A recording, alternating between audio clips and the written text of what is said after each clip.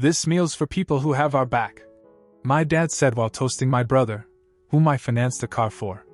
Let's not pretend. I put down my glass, nodded, and drove home. The next day, the watch warranty was revoked, the shared card was cancelled, and their mortgage payment bounced. My phone exploded with missed calls. I just texted. I was furious. I sat there at that table, wondering why I keep showing up for people who only remember I exist when they need something. The worst part was, I knew they didn't even want me there. The dinner was for my brother. He had just landed some job in marketing, nothing spectacular, but the way my parents acted, you'd think he cured cancer. My mom booked a table at Campanella's, one of those places where the lights are low and the wine list has its own leather folder. A few days before, she dropped it into a text. We're doing dinner for Ryan on Friday. You can come if you want. Like it was a community event, and she wasn't sure if I'd fit in. I showed up right on time. Of course I did. I always did. Still, nobody seemed to notice. My mom was fussing with the wine menu, my dad and Ryan were mid-story, laughing about something involving his new manager. The only open seat was across from Ryan, next to my dad. I sat down, poured myself a glass from the bottle I brought, one of the good ones, something I knew they wouldn't splurge on themselves, and waited for someone to acknowledge me. They didn't. The conversation stayed centered around Ryan's new condo. New job. New car. All the things I had helped make possible. No one mentioned that, of course. No one talked about how Ryan called me 5 months ago, desperate for help with the down payment. How he needed someone to co-sign the car loan. How his credit wasn't good enough on its own. He promised to pay me back. Said it was just to get him started. And me? I wanted to be part of the family. I wanted to be needed. So I said yes. They laughed and toasted and told stories about Ryan's grind. I stayed quiet, chewing through overpriced calamari and nodding like some distant relative who barely made the guest list. Then my dad stood up. He raised his glass, faced Ryan and said, "This meal's for people who have our back." There was a pause. Then he smiled and added, "Let's not pretend." I didn't flinch. I didn't say a word. I just looked at him, then at my brother, then at my wine. Nobody corrected him. Nobody said anything at all. I set my glass down, stood up, and told them I had work in the morning. No goodbyes, no hugs. I left, walked to my car, and drove home without turning on the radio. The next morning, I opened the credit card app and shut it down. The shared card they used weekly? Closed.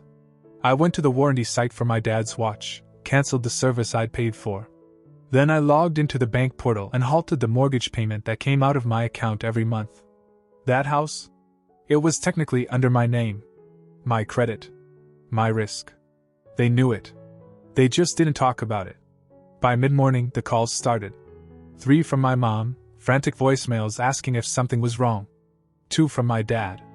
1 text. Mortgage payment bounced. Is this a mistake? And Ryan? He went straight to panic. First hey bro, you good? Then 4 missed calls, then a screenshot of his bank balance, and a sad emoji. I didn't answer. I sent them all the same text. Let's not pretend. I thought silence would speak for itself. I thought maybe, just maybe, they'd sit with what they said, with what they didn't say, and realize the weight of it. That someone in the family would reach out like they actually meant it. But I was wrong. They didn't pause. They panicked. It started the next morning. I hadn't even made coffee yet when I got a string of texts from Ryan. No apologies, just confusion, like, "Yo, what's going on with the card?" And, "Did you cancel it by mistake?" As if this was all some accidental glitch. I ignored him. 10 minutes later, he was outside my apartment. He didn't knock right away. I watched him through the blinds. He paced for a bit, checked his phone, then finally knocked. Lightly, like he didn't want to wake a neighbor. I didn't answer. He knocked again, then sent a message while standing there. "Come on man, don't make this weird. We're brothers." I stood still, heart pounding, not from guilt, but from restraint. Because if I opened that door, I wouldn't be calm. I didn't owe him peace anymore. So I waited. He eventually left, and 20 minutes later he was posting on Instagram from some trendy cafe, smiling with a cappuccino, like nothing had happened. The same jacket I bought him last Christmas zipped halfway up, The car I paid for parked right outside behind him in the photo. Then it was my mom's turn. She called 3 times in an hour. When I didn't answer, she sent a voice message. I listened to the first 10 seconds and turned it off. Her voice cracked, not with guilt, but with that same condescending worry she always used when I was too emotional, growing up. Like I was throwing a tantrum. A few hours later, I got a long text. She said I had taken things too personally. That I must have misheard the toast. She said it was just a joke, and I was always too sensitive. Then she hit me with a line that made my jaw clench. This family has always been there for you. Don't erase that over one dinner. One dinner. That's all it was to them. Just a little slip-up. They didn't want to see that this wasn't about the toast, it was about everything before it. Years of being tolerated instead of appreciated. Years of being useful instead of loved. I went to my desk and pulled up the car loan documents. Everything was in my name. My credit. My income. My risk. He couldn't have gotten it without me. He barely even skimmed the forms when I handed them to him. He just said, "Thanks bro, seriously," and started looking up rims. Then came the email from my dad. Subject: let's clear the air. No salutation. No warmth. Just a cold paragraph about how he'd always taught us to keep money and emotion separate. And how maybe I'd gotten too involved. He said I was taking a controlling role and making the family uncomfortable. He even said I might need to rethink how I view loyalty. That one hit me different. Not because it was harsh, but because it was so distant. Like I was some external threat instead of his son. That night, I got a fraud alert on the shared credit account I had shut down. Someone, definitely one of them, had tried to access it. I checked the logs. It was from my parents' zip code. I also got a call from the watch warranty company saying someone tried to impersonate me to reinstate the coverage. They flagged the account. My name was locked, accounts sealed. By day 3, they were out of moves. I saw the mortgage payment fail again, this time with a bounced transaction attempt from an old checking account I had once added them to for emergencies. They were grasping now. Then came the message from Ryan. No greeting. No apology. Just this. You're blowing this up for no reason. I didn't ask you to do all that. You offered. Like none of it mattered. Like he hadn't begged for help on the phone 6 months ago, crying because he couldn't keep taking the bus to interviews. Like I hadn't told him I'd take care of it, and he hadn't said, "You saved my life, man." It was gone. All of it erased the moment I stopped being useful. That night, I logged into the vehicle account, called the bank, and scheduled a repossession. I wasn't making a point anymore. I was taking back what was mine. The truck came at 6:47 a.m. I watched it pull up from my car down the block. I wasn't going to miss this part. I needed to see it. Not out of spite, but clarity. Proof that I wasn't just imagining all those years I gave and got nothing in return. Ryan's car was right there in their driveway, same as always. He always parked like the driveway was his personal showroom. It still had the custom plate, his Instagram handle. I'd paid for that too. The repo guy did it fast. No knock. No warning. Hooked it in under 90 seconds. Ryan must have been sleeping. He didn't show up until the back wheels were already off the ground. He ran outside in socks and gym shorts, yelling something I couldn't hear.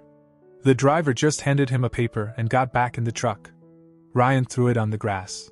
He was on his phone before the truck was even gone. Probably calling me.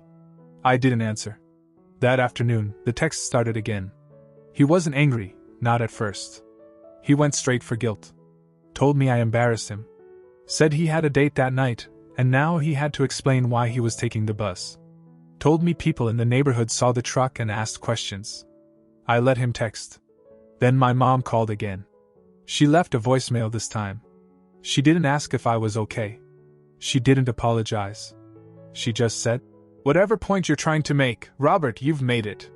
Enough is enough." Enough for who? I spent the rest of that day going through old financial records.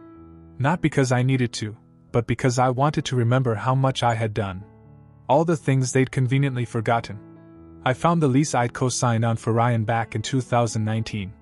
He had broken it early and never paid the penalty. I covered it. I found the $900 I sent my mom when the refrigerator broke down. The same fridge they told their neighbors Ryan bought. I found emails from the bank showing how I negotiated a lower interest rate for their mortgage, and then had it put under my name so they could refinance without getting denied again. That evening, I sent them all one text. Let's have a meeting. All of you. Tomorrow. My place. 6 p.m. I didn't expect them to agree. But they did. I think they thought I was going to undo everything. Say it had gone too far. Apologize for the drama. Maybe even offer more money. That's what I used to do. They arrived together the next day. My dad didn't sit. My mom brought some store-bought pastries like we were having tea. Ryan looked tired. The first thing he said was, "I need the car back, man." I held up a folder and placed it on the coffee table. Inside was everything. Loan documents, transfer receipts, bank statements. I let them sit with that for a second. Then I told them it was over. No more payments. No more cards. No more favors. Ryan laughed. Not a real laugh, more like disbelief. My mom asked me what they were supposed to do. My dad said, "You're really gonna turn your back on your own family over a toast?" I said nothing. I opened the door and waited. They left one by one, not saying much. My mom lingered a little, but I didn't look at her. She walked out. That night, I blocked all three of them. And I slept better than I had in years. 3 days passed. No texts. No calls. Not a single knock on my door. I figured maybe they were letting it sink in, maybe trying to process the fact that I wasn't going to come running this time. But deep down, I knew better. My family never reflected. They just retaliated. On Friday morning, I got a notification from the credit monitoring app one use. New inquiry detected. Then another. I opened the app and stared at the screen. Someone had used my name, address, and social security number to apply for 2 credit cards. They weren't even trying to hide it. I already knew where it came from. A few years ago, I helped my parents file taxes, and printed everything for them, SSN, W2S, full copies. They kept it all in a cabinet in the hallway, labeled and organized like a library. I had assumed it was safe. That assumption was gone now. I filed a fraud report, froze my credit, changed every password I'd ever used. Every account. Every backup email. By noon, they started the real performance. Ryan posted a long Facebook status. Passive-aggressive, full of dramatic pauses and vague accusations. It was about false generosity, and how some people use money to control and manipulate under the mask of helping. No names, just enough details so everyone could fill in the blanks. He wrote, "Family means love, not debt." People started commenting. Old family friends. Distant cousins. Some of them liked the post. Others sent me DMs asking what happened. I didn't reply. There wasn't a single version of the truth they'd be willing to hear. That night, I got home and saw something on my doormat. My spare house keys. The ones I gave my mom years ago. They were in a Ziploc bag, sitting under a receipt from a bakery. She didn't even write a note. Just the receipt, with her name printed at the top. I stood there staring at it for a while. It felt like a final gesture. Not a goodbye, more like a warning. The next day, I got a call from my landlord. He sounded confused. Someone had called the office claiming to be me, asking to update the lease and transfer payment responsibility. When they asked for verification, the caller hung up. My landlord reported the attempt as suspicious. I didn't need to guess. It was either my dad or my brother. They were starting to get desperate. So I drove by the house. I didn't get out. I didn't knock. I just parked down the street and watched. Their lawn was uncut. The mailbox was stuffed. Ryan's bike was gone from the side gate, and there were no cars in the driveway anymore. The house looked like it was holding its breath. Then, Saturday evening, Ryan came back. This time he didn't come alone. He brought his ex. I remembered her, Alyssa. She looked uncomfortable, didn't say a word. He did all the talking, pacing on my porch like he was rehearsing something. He said he lost his job the day after the car got repossessed. Said he was trying to get a new one, but the interviews were all out of town and buses weren't cutting it. Said Alyssa had been helping him out, but it wasn't enough. He looked at me like we were in this together. "I just need the car for a few weeks, Rob. I'll bring it back. I'll even pay something." I didn't respond. Then he said something that stopped me cold. Mom's talking about selling the house. I looked at him. She's not sleeping. Dad's taking meds now. This whole thing, it's killing them. He thought that would sway me. That guilt would bring me back in. He stepped forward. You think this is just about the car? I finally answered. No. I think it's about you needing me more than you ever admitted. Then I closed the door. I changed my phone number that night. It felt like pulling the last root out of a dead tree. Changing my number wasn't dramatic. It wasn't revenge. It was just something I should have done a long time ago. I didn't announce it. I didn't give them one last message. I didn't owe them that. But I should have known. They weren't going to let it go. 2 days later, my work phone rang during lunch. Unknown number. I almost let it go to voicemail, but something told me to answer. I picked up and didn't say anything. It was my mom. The second she heard silence, she started talking. She didn't ask if I was okay. She didn't ask if I wanted to talk. She jumped straight into it like she had been rehearsing. We're worried about you. She said my dad was having trouble sleeping. Said Ryan hadn't been eating right, that he was depressed. She even said, your brother misses you. Like we were kids and I had just stormed out of the room over a video game. She didn't mention the fraud. She didn't mention trying to access my lease. No apology. No accountability. Just concern, weaponized like always. Then she got to it. We need help, Rob. She said the mortgage company had sent a second notice. That the late fees were piling up.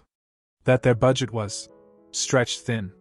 That maybe, just for a few months, I could help cover it again while they figured things out. Said she hated asking, but you're the one we can count on. I hung up. Later that day, an email came through. This time from my dad.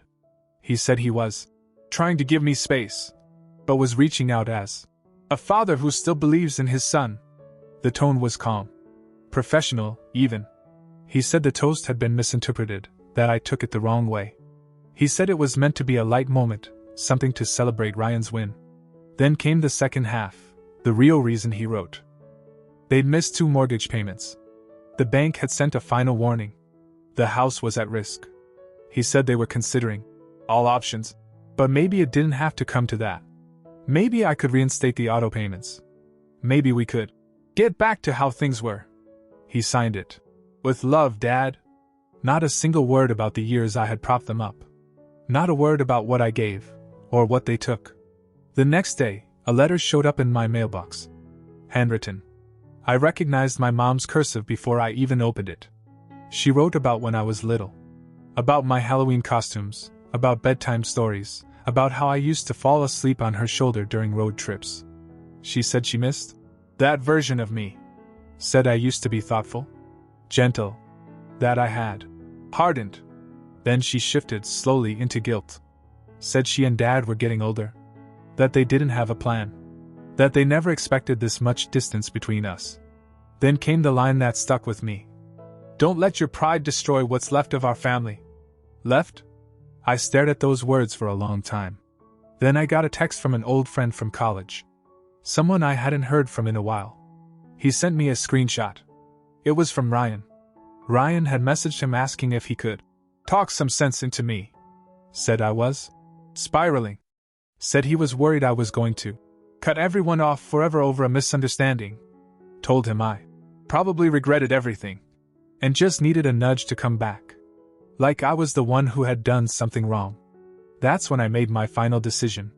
I drove to the impound lot where the car had been sitting. Told the guy at the desk I didn't want it back. Not to reclaim it, not to sell it. I had it towed to a locked garage under my name. Plates removed. Insurance cancelled. The title sealed away in a drawer. I wasn't giving it back. Not ever. Not because I wanted to punish them, but because it was never really theirs. They didn't respect it. They didn't earn it. And now, just like everything else they took from me, it was going to sit in silence. Untouched. Finished. The car was out of their lives. Just like me. It's been 5 weeks. They haven't found a new way to contact me yet, or maybe they finally gave up. Either way, the silence has settled in. My apartment feels different. It's quieter, not just because they're gone, but because I'm not checking my phone every few minutes waiting for the next obligation, the next ask, the next crisis I'd be expected to fix. I've started doing small things. Unremarkable things. Cooking meals I actually want. Going for walks without checking the time. Answering only calls I recognize. At night I sleep through. No tension in my jaw. No guilt waiting under the surface. A few days ago, I saw Ryan's Instagram pop up under a mutual friend's story. He was at some house party, smiling like nothing ever happened, but I noticed he was holding a bus pass in his hand. It was barely visible in the background, tucked behind his phone. I didn't linger on the image. I just closed the app and moved on. Last week, I got a letter from the mortgage lender addressed to me. They'd started pre-foreclosure on the house. I knew it was coming. I didn't read the whole thing, just skimmed enough to understand that they were out of time. The house I helped save 3 times was about to slip through their fingers. I didn't feel triumphant. I didn't feel guilty either. I felt distant. Detached, like I'd woken up from a very long, very strange dream. My parents always made it seem like I was lucky they tolerated me. That I was too sensitive, too serious, too invested. They used those words often, and I swallowed them for years, thinking if I just did more, gave more, they'd stop looking at me like a guest in my own family. But they never did. I've learned that people who depend on you without respect never really love you. They just love the version of you that helps them stay afloat. The moment you stop being useful, the moment you ask for something in return, they call it betrayal. So no, I didn't burn the bridge. I just walked off it. And when I looked back, it was already on fire. I'm not going back. Not now. Not ever. 3 months have passed. Life settled into a rhythm I never thought possible, peaceful, quiet, free. I barely hear from anyone. No calls, no letters, no social media pings. It's like I stepped off a stormy pier and onto solid ground. Then yesterday, I got a knock at my door at 8 p.m. I almost didn't answer. My instinct is to ignore unexpected interruptions. But something told me to open it. Standing there was a woman I didn't recognize. Early 40s. Soft eyes. She handed me an envelope and said, "I think this is yours." No more words. Inside was a single photograph and a notarized statement. The photos showed my brother Ryan, bright eyes, messy hair, leaning on a crumpled note, a receipt from a DMV. The notarized letter said Ryan had transferred ownership of a car to someone else, not me. It was a restored 2008 hatchback, rusty but reliable. The note under the windshield wiper in the photo read, "For Robert. Thanks for everything when I needed it." Then there was a short, handwritten letter from Ryan. "Rob, I was wrong. I took without understanding what I'd lost. This is not the fancy car. It's all I could get, my first car. I need you to have it. No strings. Love, Ryan." I stared at that letter for a long time. No guilt. No rush. Just recognition that something had changed. That maybe, finally, the family I thought I'd lost was trying to find a way back, even if in the smallest of gestures. I didn't cry. I didn't rush to call him. I set the letter and photo on my desk, next to the folder of loan documents I still haven't thrown away. Tonight, I drove to the bank to recheck everything. I wanted to make sure this old hatchback wasn't some trick. But on the drive back, I realized it didn't matter. The car was intact. It was mine. No loans. No paperwork. Just a gesture. I still don't know if I'll ever take that first step to reach out. Maybe I'll drive that car around town. Maybe I'll just let it sit in the garage for now. But for the first time, something inside me shifted. Not enough to forgive yet. Not enough to call it family again. But maybe, enough to start wondering what could come next.